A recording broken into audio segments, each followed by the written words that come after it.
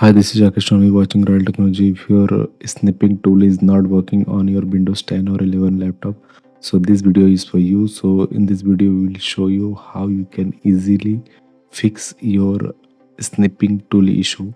So for example, right now I'm recording this video using the snipping tool only.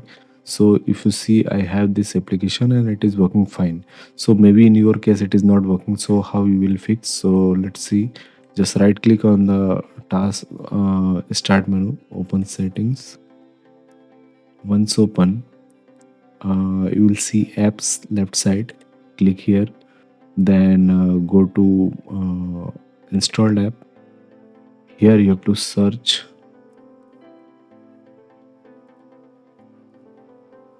snipping tool.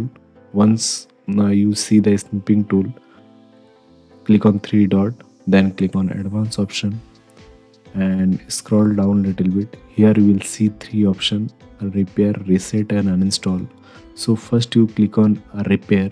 Okay, so I'm not clicking it right now because I'm recording through the snipping tool only.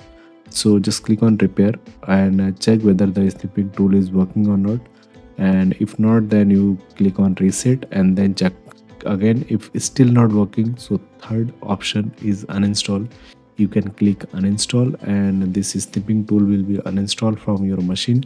So now how you will install it? So once it is uninstalled successfully, then you have to do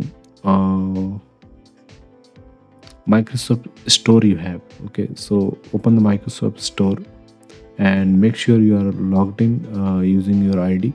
So I'm already logged in, so let me search the app here, snipping tool. You have to open the snipping tool and you will see a install or get application from here.